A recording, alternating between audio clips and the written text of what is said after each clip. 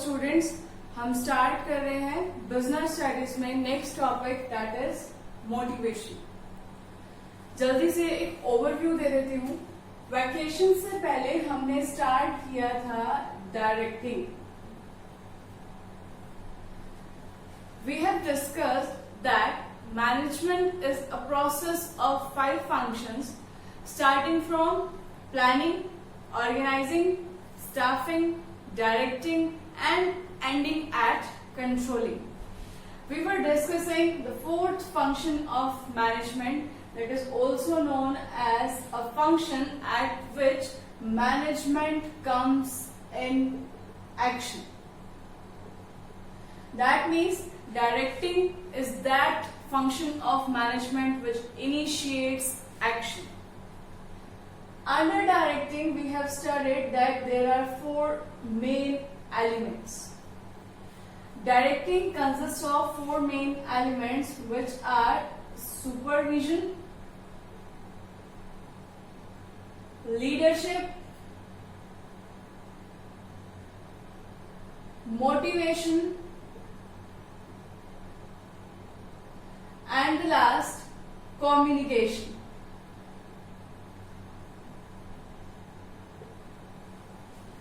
We have already discussed that supervision consists of 2 words, super plus vision. That means where there is a better quality control.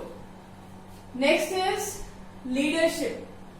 Leadership means a manager should inculcate the abilities of a good leader so that he can influence his subordinates in such a way that whatever he wants them to do, they do or they follow their orders.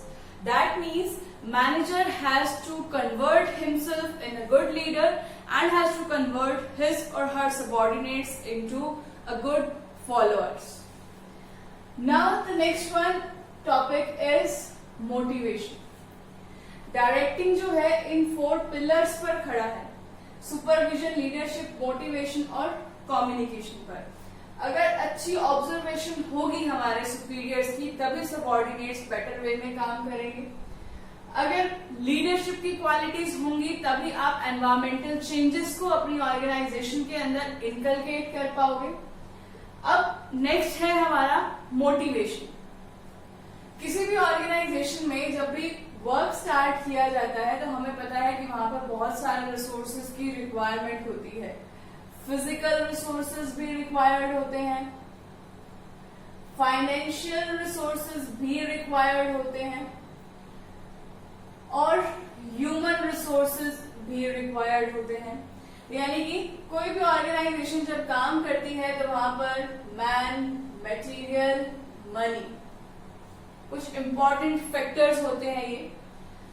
लेकिन क्या physical और financial factors optimally utilise हो सकते हैं in the absence of efficient human factor? So our answer will be no.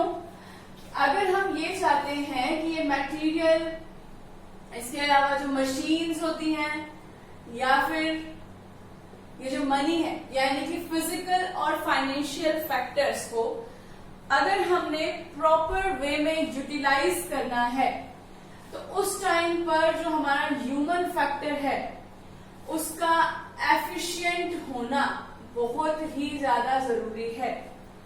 या फिर हम ये कह सकते हैं कि जो हमारे ह्यूमन फैक्टर है वो एफिशिएंट तो है, उनके पास एबिलिटीज तो है, कैपेसिटी टू वर्क तो है, लेकिन वो अपनी एफिशिएंसी के अकॉर्डिंग हमें वर्क परफॉर्मेंस नहीं दे पा रहे हैं।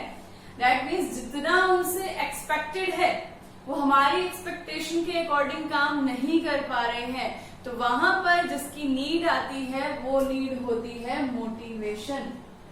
अब जैसे हम क्लास में ही देखें कि सारे स्टूडेंट्स एक जैसे हैं किसी भी टीचर के लिए, लेकिन कुछ स्टूडेंट्स फिर भी पीछे रह जाते हैं किसी टॉपिक को समझने में और कुछ स्टूडेंट्स उसे जल्दी समझ लेते हैं। तो उस टीचर को क्या करना पड़ता है, बार बार स्टूडेंट्स को मोटिवेट करना पड़ता है कि अगर मन लगाकर पढ़ोगे, कंसंट्रेशन के साथ पढ़ोगे तो ऑब्वियसली एक ना एक दिन तुम भी इस टॉपिक को कवर कर पाओगे और समझ पाओगे। अपनी कंसंट्रेशन पर फोकस करो। तो बहुत सारे वेज हम अडॉप्ट कर सकते हैं मोटिवेट करने के। तो वही किसी ऑर्गेनाइजेशन में काम कर रहे एम्प्लॉयज के लिए भी मोटिवेशन उतना ही इम्पोर्टेंट है जितना किसी भी क्लास में बैठे स्टूडेंट के लिए इम्पोर्टेंट है। अब कोई भी मैनेजर है किसी भी ऑर्गेनाइजेशन के अंदर, तो उस मैनेजर के लिए सबसे इम्पोर्टेंट क्या होता है? अब किसी भी ऑर्गेनाइजेशन के अंदर आप उस ऑर्गेनाइजेशन के मैनेजर की तरह काम कर रहे हो, आपको जो सैलरी मिल रही है वो इसीलिए मिल रही है ताकि आप अपनी ऑर्गेनाइजेशन के ऑब्जेक्टिव्स को प्रॉपर वे से अचीव कर पाओ, टाइमली उन्हें अचीव कर पाओ। यानी कि किसी भी मैनेजर का फोरमोस्ट ऑब्जेक्टिव क्या होता है? Accomplishment of the objectives of organisation. But ये जो ऑब्जेक्टिव्स हैं इन्हें अचीव करना कब पॉसिबल है, कैसे पॉसिबल है, किस पर डिपेंडेंट है? वो सब हमारा इस ह्यूमन फैक्टर पर डिपेंडेंट है, इस ह्यूमन फैक्टर की एफिशिएंसी पर डिपेंडेंट है। तो उनको एफिशिएंट वे से काम करवाने के लिए हमें टाइम टू टाइम क्या करना पड़ेगा? उन्हें मोटिवेट करना पड़ेगा। किसी भी ऑर्गेनाइजेशन के अंदर जो एम्प्लॉयज काम कर रहे हैं या फिर जो वर्कर्स काम कर रहे हैं, उनको हम दो कैटेगरीज में डिवाइड कर सकते हैं।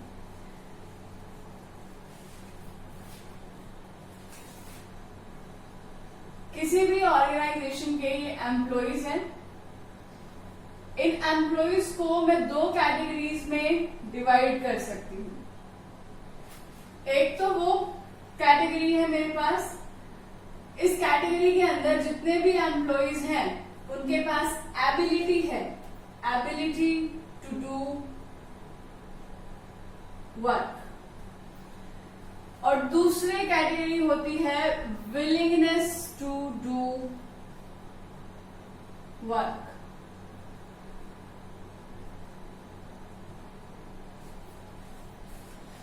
एबिलिटी टू डू वर्क का मतलब कि क्या आपके पास वो नॉलेज है, क्या आपके पास वो कैपेसिटी है, एबिलिटी है उस काम को करने की।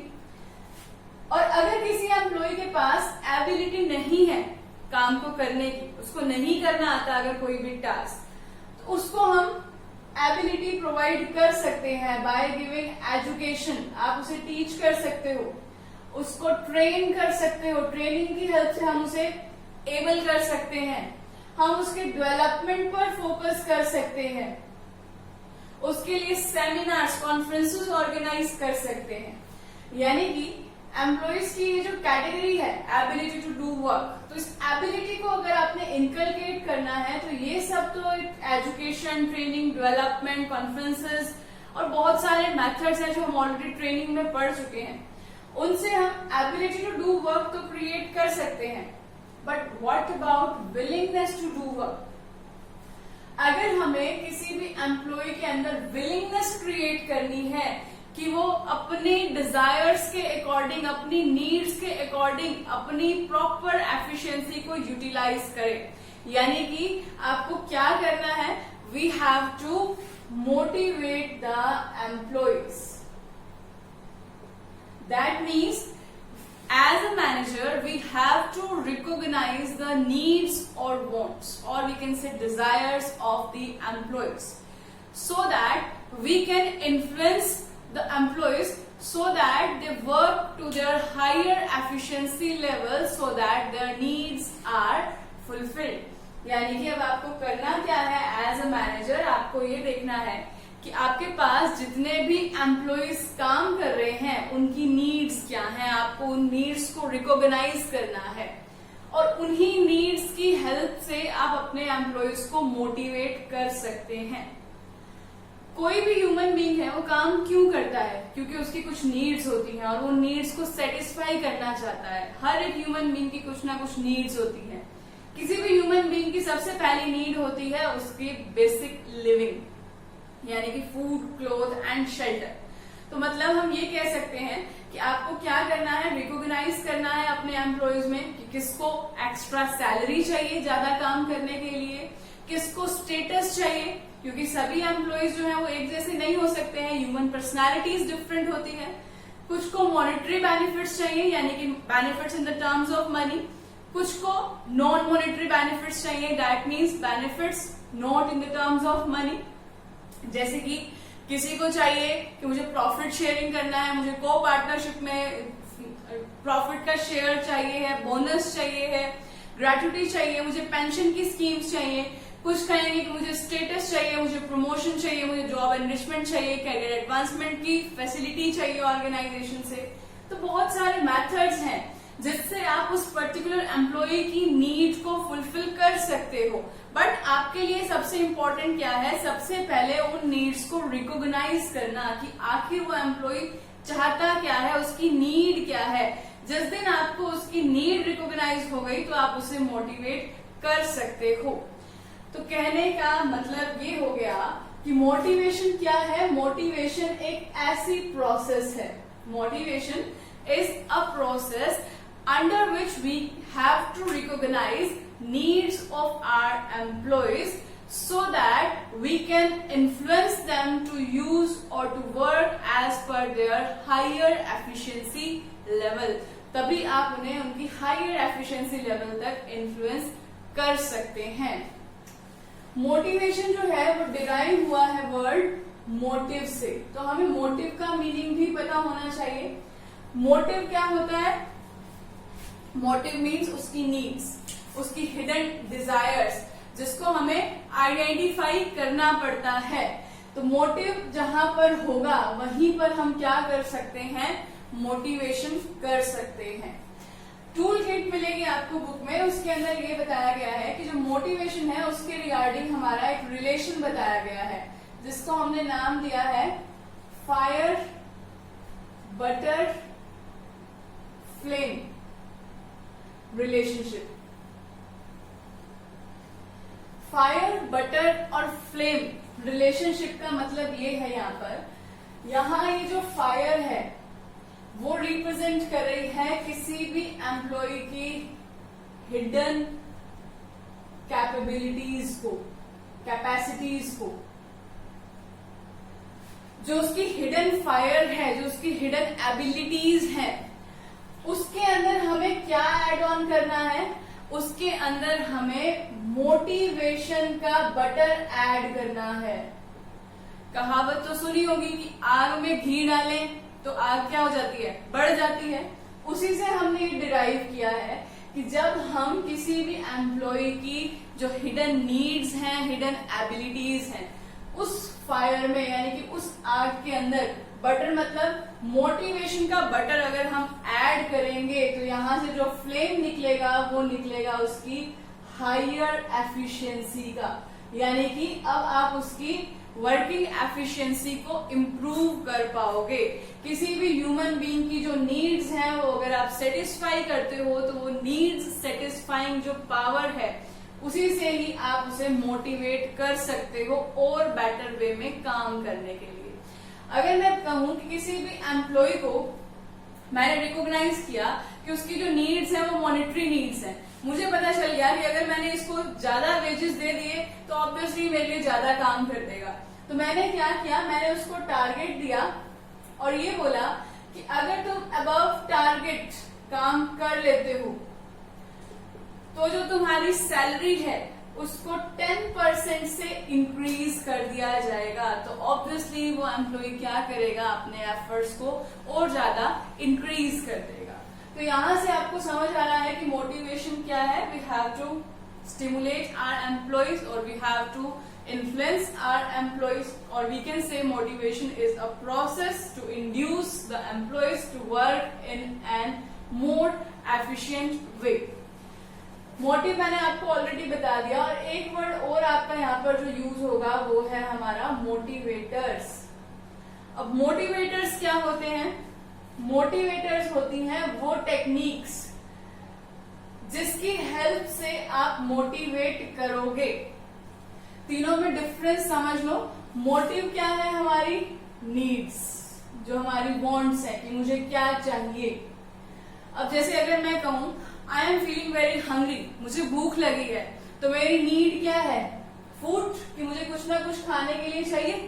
तो वही क्या है? मेरा मोटिव है जो मुझे इन्फ्लुएंस करेगा कि मैं काम करूं, कुछ अर्न करूं, तभी मुझे क्या मिलेगा?